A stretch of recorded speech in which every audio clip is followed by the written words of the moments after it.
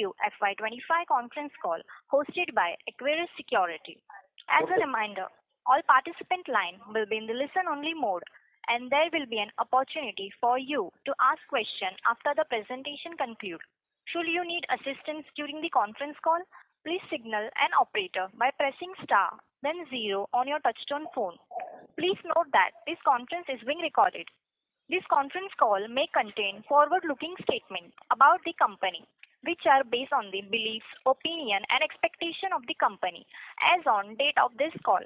These statements are not the guarantee of future performance and involve risk and uncertainty that are difficult to predict. I now hand the conference over to Mr. Shripal Doshi. Thank you, and over to you, sir. Thank you, Nivedita. Good evening, everyone. We have the management of Fedbank Financial Services to discuss the Q2FY25 quarterly results. The management is represented by Mr. Anil Kothari, MD and CEO, Mr. CV Ganesh, CFO, and Mr. Amit Singh, Head IR. I would not take much time and hand over the call to Mr. Anil Kothari for his opening remarks, post which we can open the floor for question and answer. Over to you, sir. Thanks, Shripal. Good evening, everybody, and welcome. Thank you for joining the Q2 call to discuss the earnings of Fedfina. Over a year ago, NBFCs were in a Goldilocks kind of situation.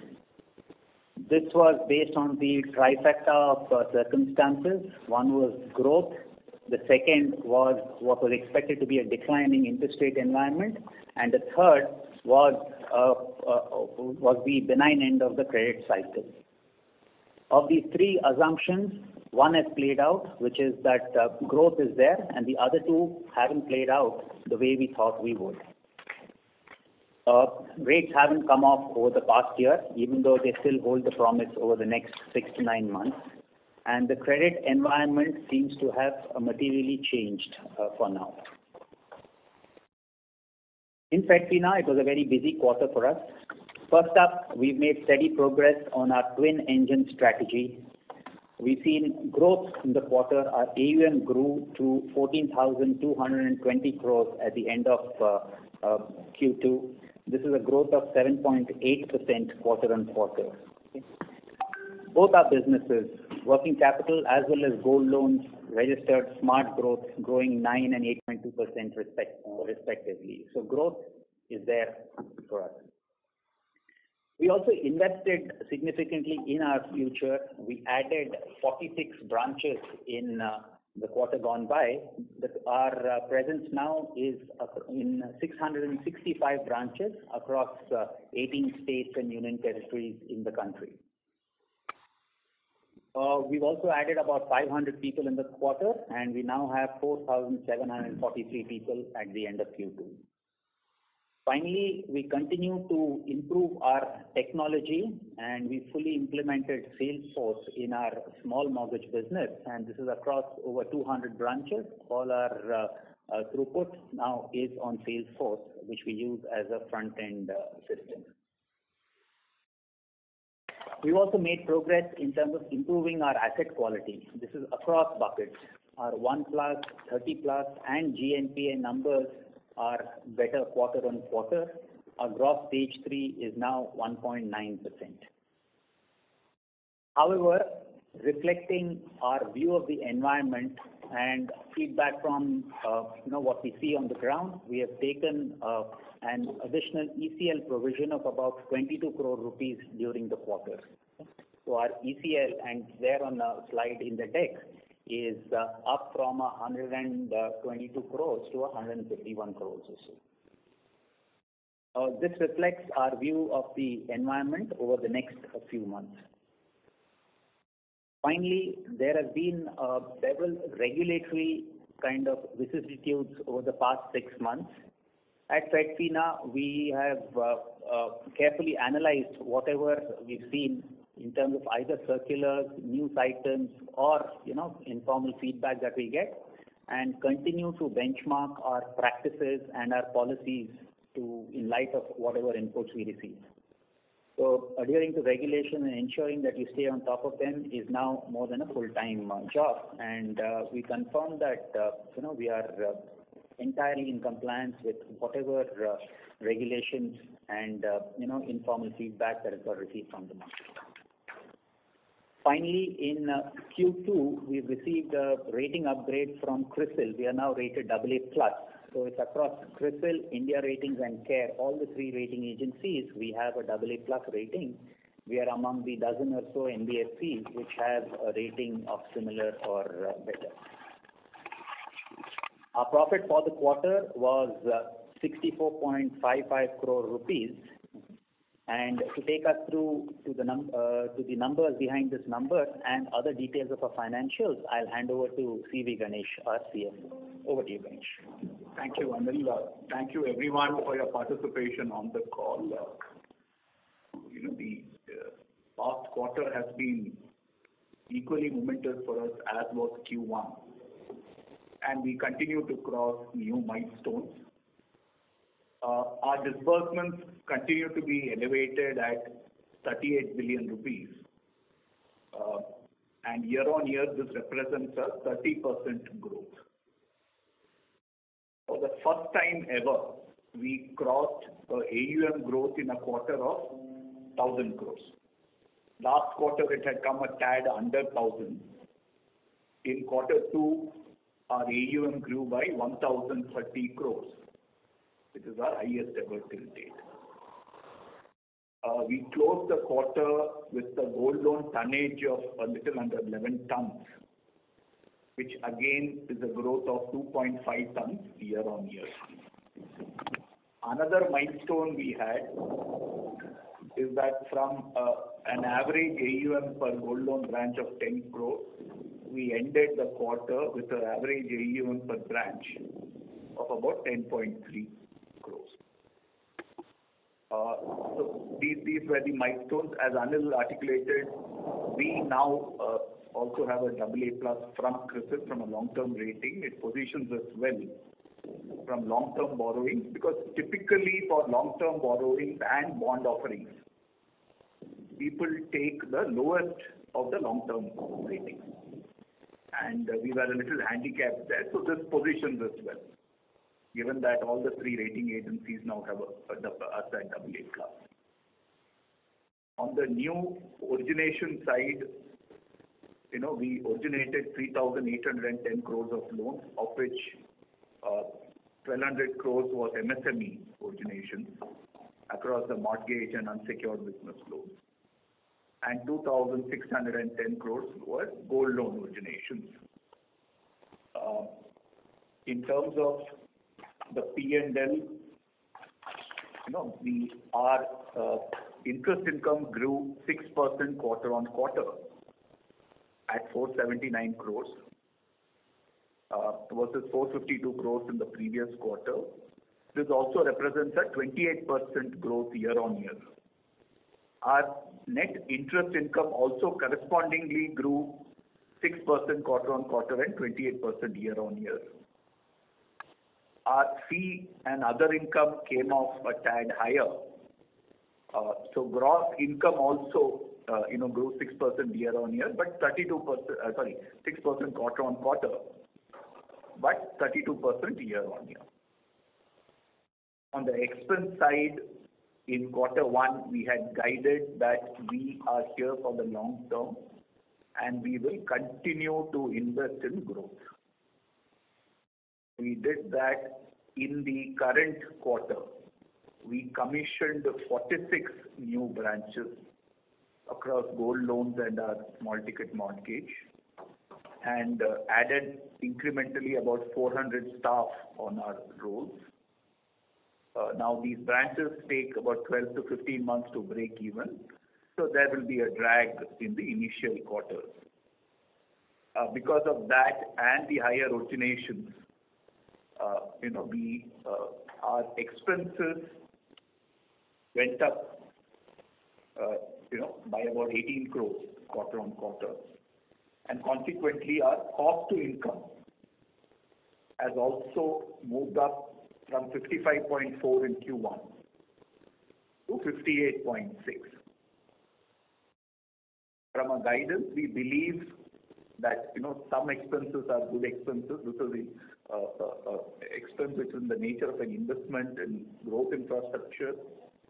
So we do believe that the revenue benefit from this over the coming quarter will offset and bring the cost to income over a period of time to the level we started off in Q1. That being said, on the P&L side,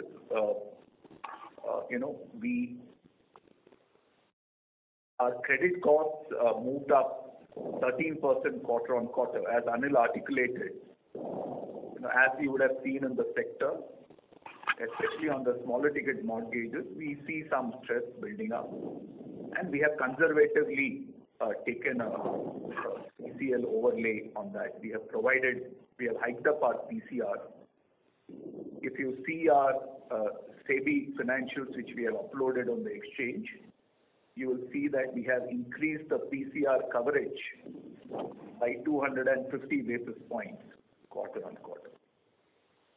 Our PAT came in at 64.5 crores. This compares with a 70.2 crores in quarter one and represents a 8% degrowth. However, on a year-on-year basis, this represents a 12% growth over the 57.8 crore we did in Q2 of 24. Now that being said, I just also want to highlight that our twin engine strategy is working well. Where we have had some headwinds in the MSME business, our gold loans have performed handsomely in both Q1 and Q2. And across Q1 and Q2 in the first half of the year, we have crossed in terms of AUM growth more than what we did in the whole of FY24. On the treasury side, on a quarter-on-quarter basis, our average blended interest cost, we have been able to bring down by 5 bps from 8.78% to 8.73%. On the incremental cost of borrowing, while you would have seen all banks raise their MCLRs, we have actually been able to reduce our incremental cost of borrowing by 5 to 7 bps quarter on quarter. Our current incremental cost of borrowing is a tad under 8.60. Moreover, about 85% of our borrowings are on the floating rate benchmark, which should aid us when interest rates start going south. Roughly 40% of our borrowings are on external linked benchmarks. Incrementally in Q2, 32% of our borrowings were linked to external benchmarks and another 21% were short-term borrowings and resettable on maturity in terms of price. So this positions us well. So this combined with the fact that in Q1 we had guided that 68% of all incremental borrowings were linked to external benchmarks like repo rate, T-bill rate, etc. I think this puts us at the forefront if interest rates, as and when interest rates would go down. Our net worth as on September 30 crossed 2,400 crores. We came in at 2,402 crores. This was up from 2,322 crores in June 24. Our book value per share as of 30th September stands at 64.60. With that, I hand over to the moderator for questions from the audience. Thank you. Thank you very much, sir. We will now begin the question and answer session. Anyone who wishes to ask a question may press star and 1 on the touchtone telephone. If you wish to remove yourself from the question queue, you may press star and 2. Participants are requested to use handset while asking a question. Ladies and gentlemen, we will wait for a moment while the question queue assembles. as soon as someone presses star and 1 to ask questions.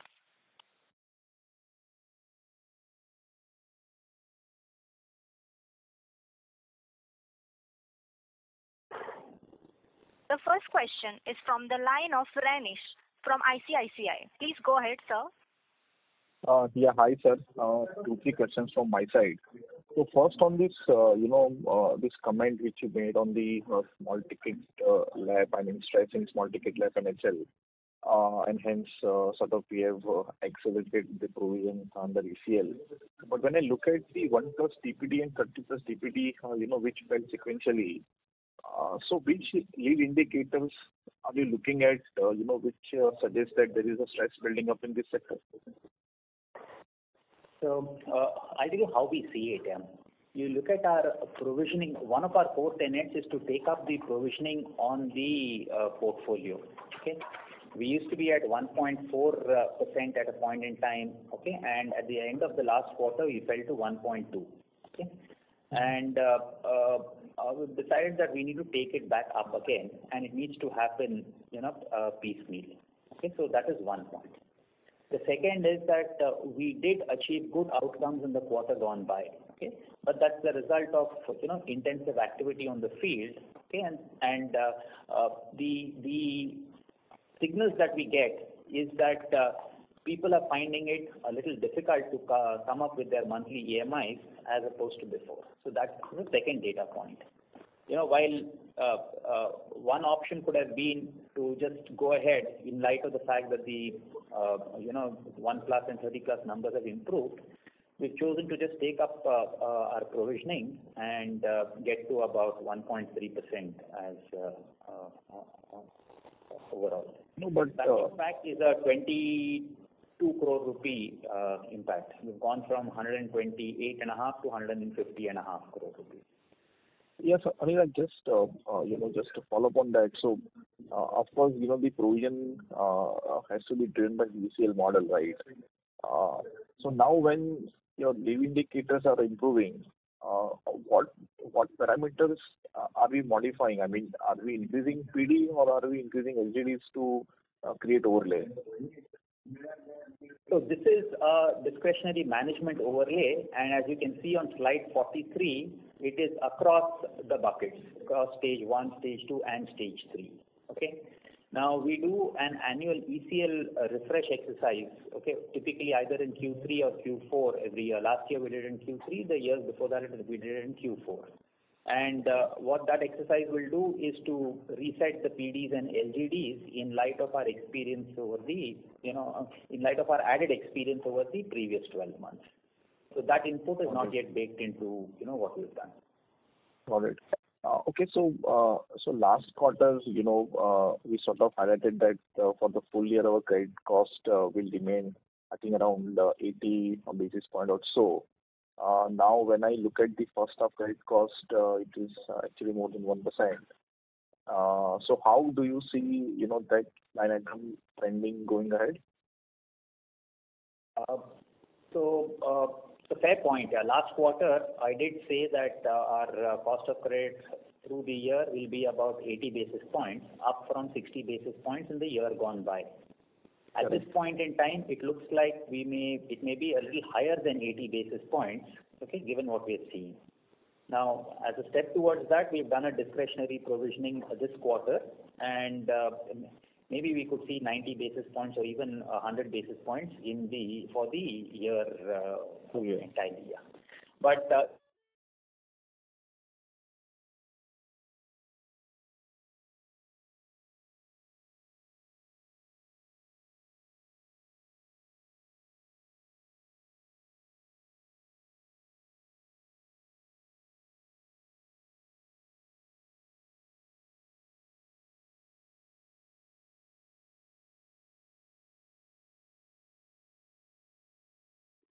right? We cannot, claim to have better data than everybody else, which is why, we will have to acknowledge and take learnings from that data.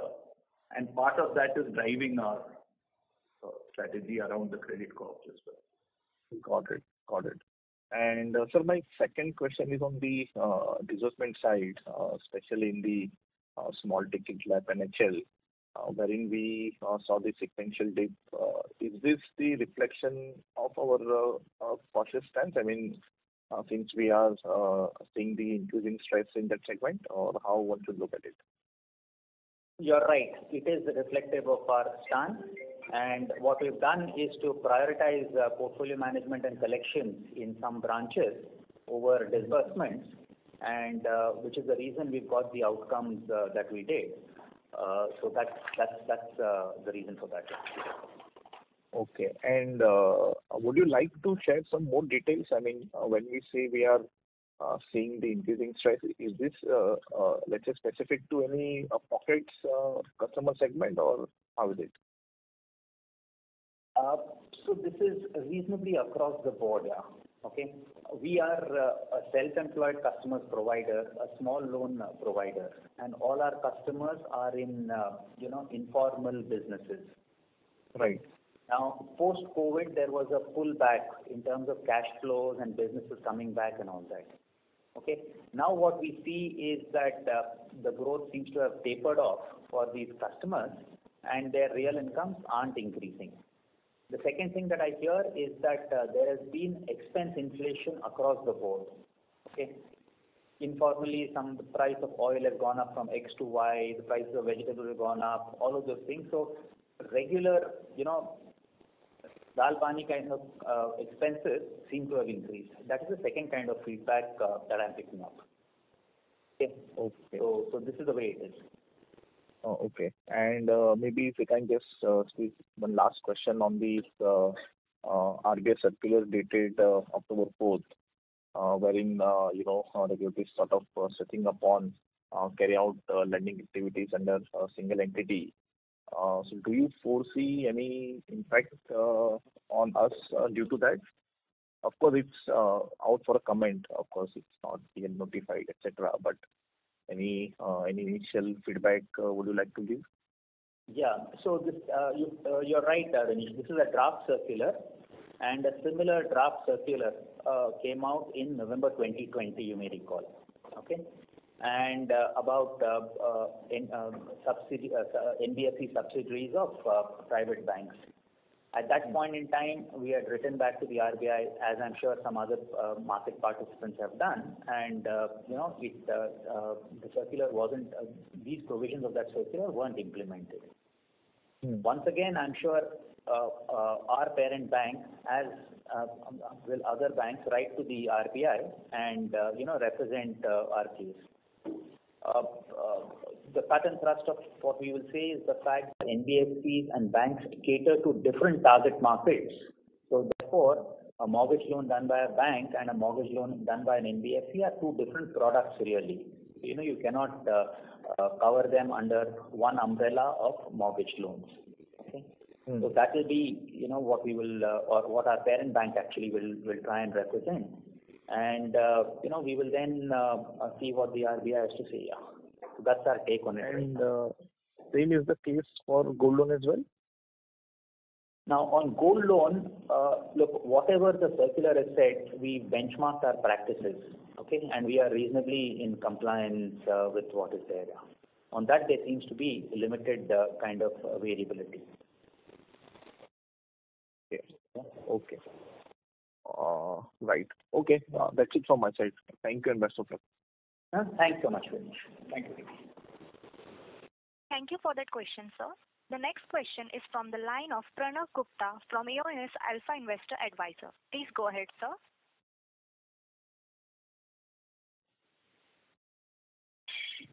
Hello. Hi, Pranav. Yeah, hi. Good afternoon and thanks for the opportunity. A couple of questions. First is in terms of the costs that we incurred this quarter. Obviously, we understand that we have been investing in the distribution, and we've opened about 46 branches this quarter. If you look at our overall guidance for the year, which you mentioned in last quarter, 50 branches on gold and 30 branches on the mortgage side, a large part of that has already sort of been done over this year. Is it fair to assume that incrementally we can see a big dip in costs in the second half? And do we still hold on to our guidance of a 30 to 40 basis points reduction in cost to average assets through this year? That's the first question. Okay. Yes. In fact, you look at it, your costs get reset in the first quarter. Okay, when you have pay hikes and pay hikes for everybody who works in the organization, and then there is some small increase across the year for any hiring that you may do. Now, the bulk of the increase has happened in Q2 because most of our hiring has happened. We opened 46 of our projected 80 branches. Okay. In Q3, there will be a marginal increase in terms of people cost for the remaining branches that we will open. And the intent is to get done with the branch opening agenda by the end of Q3. Okay. So that is what it is. In terms of cost as a percentage of AUM, it is reasonable that we may get to a 30 basis points kind of improvement across the year. It actually depends on how we see how we pursue growth over the next 2 quarters. The first 2 quarters have been good. We've grown at 40% year-on-year kind of number, and while that's ahead of what we intended for the course of the year, if we don't dramatically slow down, we should be able to get to those numbers. Right. And just a follow-up question from the previous question on asset quality. If you look at, like you mentioned, there is some pain on the mortgage side, and you mentioned that the reduction that we have seen in other indicators, which is 1 DPD, 30 DPD, is mainly due to the efforts that we have put in terms of collections. But I mean, if you look at gold, right, asset quality has remained stable there, not just for us, but probably at an industry level, with gold prices going up, LTVs, getting better. Is it fair to assume that maybe we are being a little too conservative on the credit cost guidance of 100 basis points, and maybe third quarter sort of surprises us positively, or at least not third quarter, but the year itself? So the short answer is I hope you're right, but ours is a business of two halves. There's a gold loan business, there's a non-gold loan business. The gold loan business has zero to negligible credit cost, and to the extent that gold loan forms an increasing portion of our on-book or AUF or balance sheet, we are well served. We will not have credit cost on that. Now, on the non-gold loan side, look, there are two components to credit cost. One is what you crystallize, and the second is what you estimate and pursue through ECL. On the latter, it's a function of what your view of the environment is and what the feedback on your portfolio is in terms of PDs and LGDs. Now, for now, I think we should continue to believe we'll be at about 1%, and there's an upside at some point in time, so be it. Yeah. Okay, there's no need to think about it just now, is what I would say. Right. I'll just add there, Pranav, that there is internal data and there are external data as well, right? So we have to be cognizant of the external data telling us a story as well, and that's where that's why the commentary. And the reason I'm asking this is because while on one side, we are talking about some stress being built up, or at least what data we are seeing, but our growth hasn't really eased off in that segment, right? So it's sort of sounding either counterintuitive or us being too cautious. That's the reason I'm asking this question, because our growth has been pretty strong in the mortgage piece as well. You're right. I think what you should take away is that the management expects 1%, okay? And there has been better 1+, 30+ outcome in the previous quarter. But however, those have been hard won. And I don't think that will change in at least Q3. Okay? And we'll wait for Q4 to happen before we comment on what could happen on Q4. Right. And in that case, do we envisage some slowdown on the smaller ticket or medium ticket LAP side in terms of growth, as we sort of either tighten standards or take it a little slow? in the second half? In Q3, definitely, because we, as any organization would, we continually review our practices, see where what kind of borrowers are stressed and all that. So, and we calibrate our approach. So I can say that since we are already almost a month into Q3, it is there'll be a marginal slowing down in the month of in this quarter, and in Q4, depending on what it looks like while we enter Q4, we will be able to guide you. Yeah, so I'll just maybe supplement what Anil is saying there. See, I think one thing a little different about us is that we are not a single product company. We have 4 products. So if you see the medium ticket, while there has been a slowdown in the small ticket portfolio, if you see our originations in the medium ticket lab, it has gone up 50% quarter on quarter. Right? And the year-on-year growth in that book is 130%. So we have, multiple levers. And if we go slow on something, we have the opportunity to go fast on something else. No, that gives us confidence in terms of the resilience of the product suite. Yeah, no, absolutely. Just one last question on the gold loan bit. So we've seen, disbursements come off on a quarter-on-quarter basis. Obviously, last quarter was probably aberration on the upside. And if you see the off-book proportion, that has also come off on a quarter-on-quarter basis. Are we seeing any teething issues on the co-lending partnerships, or is it just a blip in the quarter and then you normalize from here? So the growth of gold loan is not a concern, and you should not look at disbursements. You should look at the growth in the balance sheet, because the borrowers tend to borrow multiple times, so and repay. So from that standpoint, we are well served. We had a blowout Q1 because of a dramatic increase in the price of gold at that point in time. That is point number 1. Point number 2 is you look at our co-lending volume. It has stayed roughly more or less static over the past quarter or so. That's because our partner banks are also processing all the regulations that the RBI is issuing. As we speak, we are talking to 3 new providers, and we are in the midst of going live, in the process of going live with 3 new partners. And that should happen over the next couple of weeks. Okay, so the hiatus that we've seen over the past quarter is because people are trying to come to grips with the with the altered reality, if any, for them. And otherwise, structurally, I don't see a slowing down of co-lending for gold loan, because the banks are hungry to get as much gold loan as possible, because it's a zero risk weight product for them. So it's an arrangement that works very well for the bank as well as for the NBFC that partner it. Understood, sir. Add a little bit more to that commentary. See, in the regulatory context, RBI has been very studied in terms of their approach, and they have been soliciting a lot of data points from various providers. So normally, in such an environment, when all regulated entities are a little unsure, right, and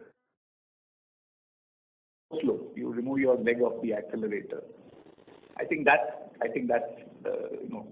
only that much to it for Q2.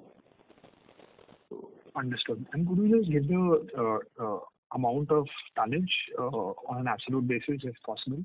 Maybe we were a little under 11 tons. Q2YY. So we were a little under 11 tons. 10.7. 10.7 is the number. And maybe a Q2YY comparison, if possible. Q2 was 10.2. So 10.2 June. Last June was 8.6. And 8.3 in last September 23. Sure, sir. Thank you so much. Thank you. Thank you for that question, sir. The next question is from the line of Ganesh Nagasekar from Bharat Bet Research. Go ahead, please. So my question is regarding the business loan book. So if you look at the average ticket size here, it's gone up quite substantially from say 2.25 million or so to almost 2.8 million or so. Just broadly wanted to understand the reason for this drastic jump, given that broadly we are a bit cautious on the credit environment. So broadly, how are we looking at the space and incremental lending in this subsector as such?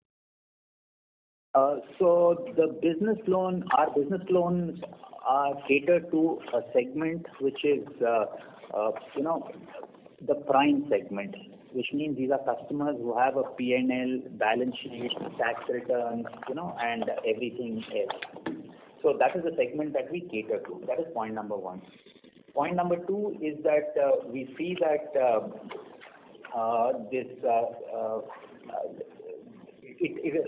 risk ranks by ticket size. Okay, so that is the second thing that we see.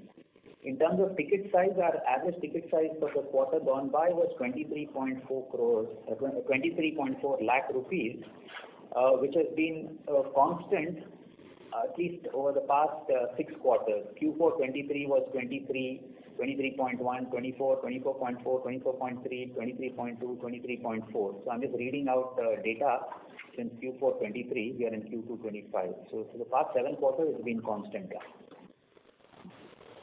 So it's not a change in target segment or something. Understood. The number on the presentation, so the number on the presentation is 2.86 million. Just wanted to make sense of that number.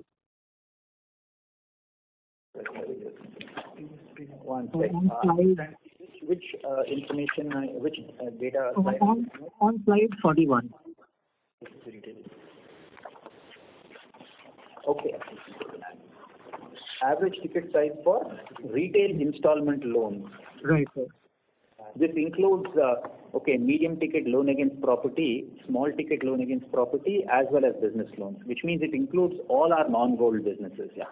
Understood. There is a medium ticket loan against property business that we have, where the average ticket size is about, 60 lakh rupees.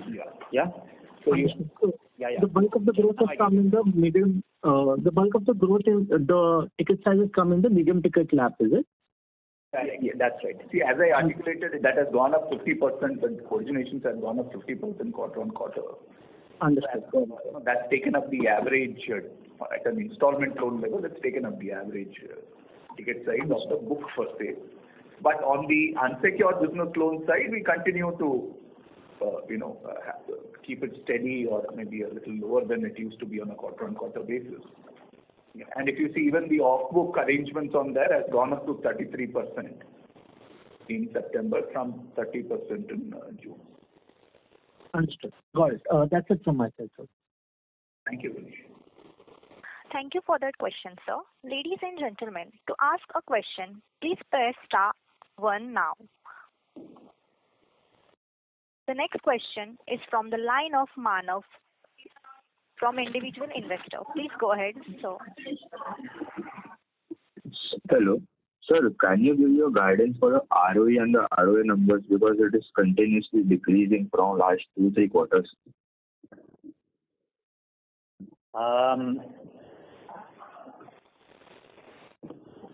So I'll try to answer that. See, essentially, as you would have seen the sectoral commentary, while all of us would have liked interest rates to go down, interest rates continue to remain at elevated levels.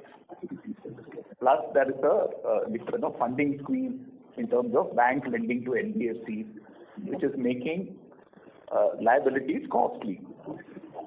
Right. So the environment that, combined with the commentary in terms of the increase in collection intensity on the ground and subsequent costs incidental thereto, right, lead us to believe that we may need to downward revise our guidance from what we had given in Q1. As of now, so we had delivered a 2.4% ROA in FY24.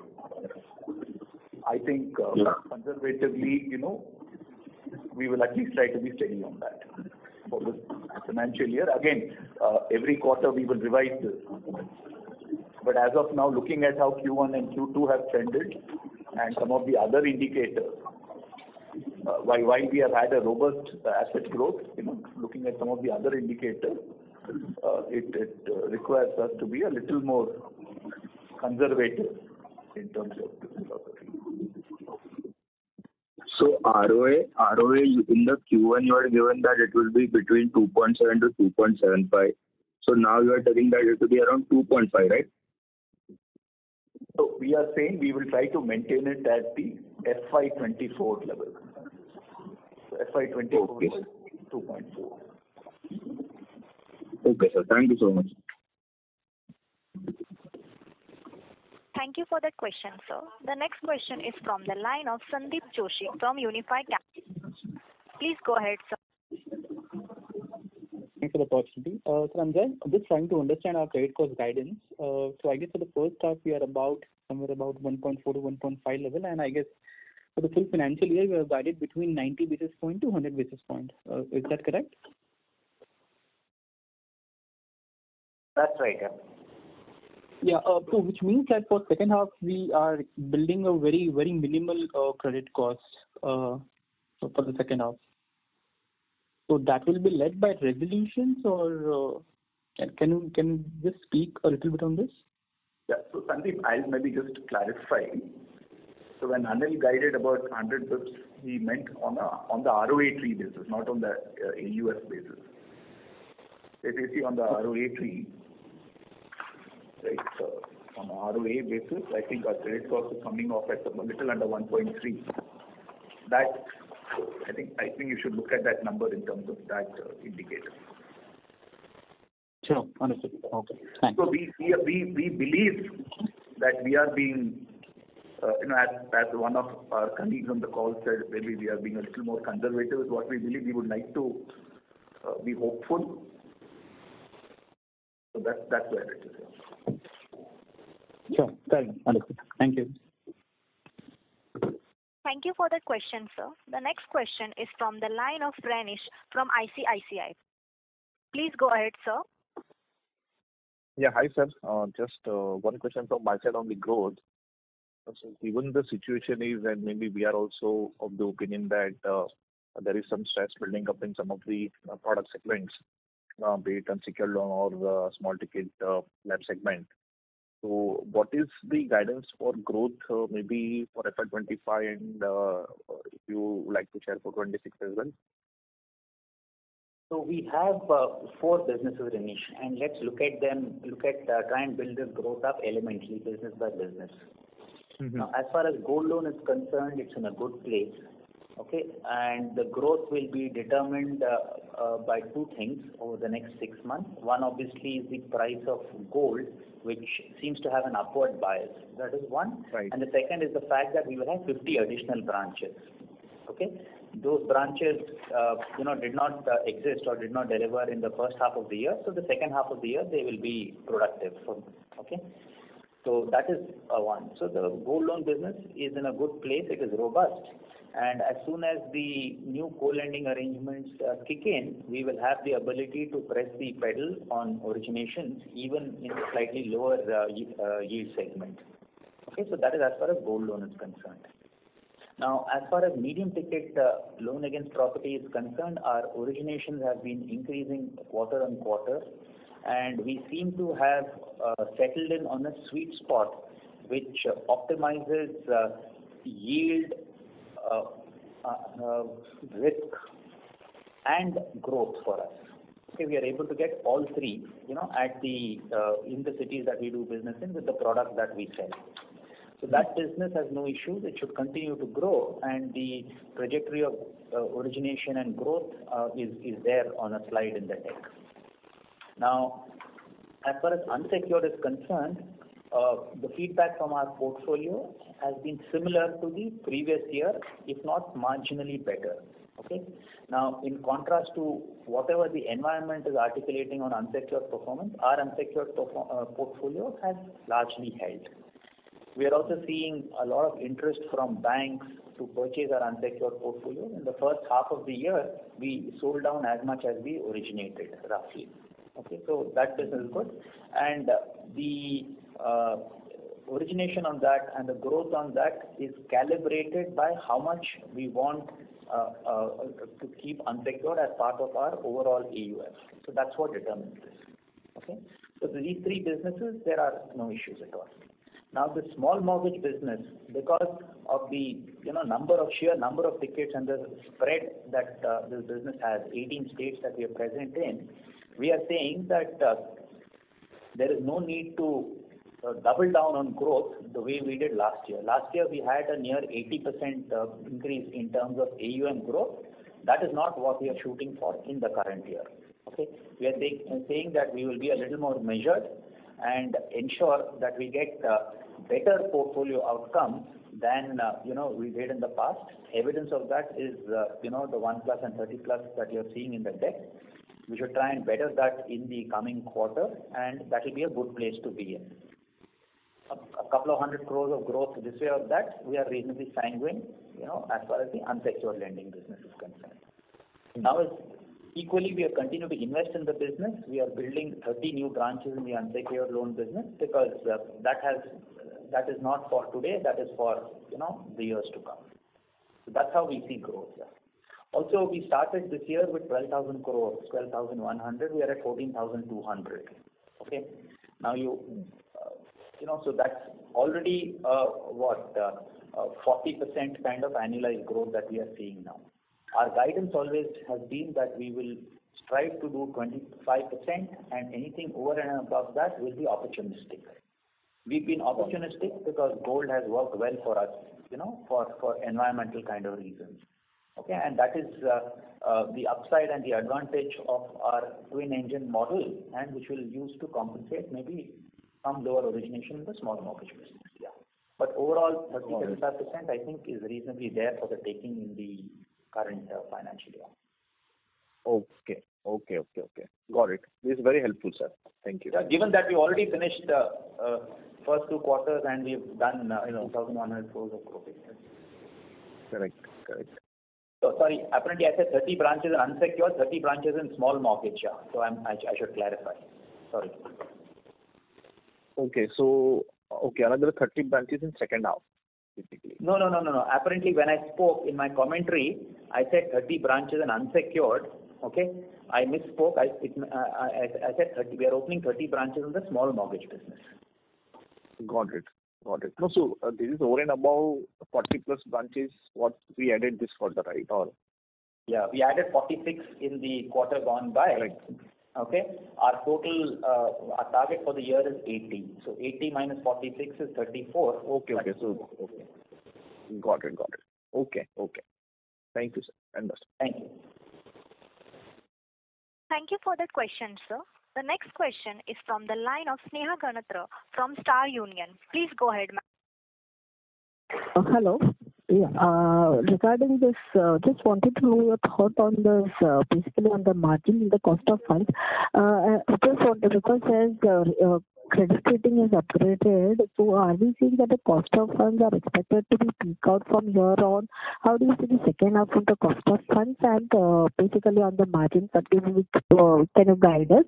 And second question is what are the OPEX that we are planning for additional 40 branches and additional overall 80 branches and additional 40 branches are expected to come. So what are the core benefit when we expect that the cost to income benefit that could be that we get income? Ms. Neha, we can't hear you. Can you please? Yeah. First question is just wanted to know your thought. How is the cost of funds to be panning out? Are we seeing the peak in the cost of funds considering the rating agency have upgraded? And second question is how do we see overall OPEX to be panning out, and when do we expect that operating leverage benefit that will occur in the upcoming quarters? Okay. So I'll request Ganesh to answer question 1 on our cost of funds and what we anticipate will happen in H2. Thank you, Sneha, for the question. I think it is fair to say that I don't have a good answer for that, because we have been hopeful that RBI will mirror what the Fed is doing, but it will happen when it happens. Till then, the money market continues to be tight, lending rates continue to be high. So Q3, we have been, I think, will the cost of funds be lower than Q2? I don't think so. Okay, so Q4 is a different game. So based on what happens in the December policy, we may see a calibration. So I think we should not prejudge RBI. We will watch it every 2 months depending on how the RBI policy spans out. But at least for now, it seems reasonably clear that in Q3 we may, at best be steady or maybe a little higher on the cost of funds than lower. Now the second question was in terms of operating leverage. I'll pass it on to Anil.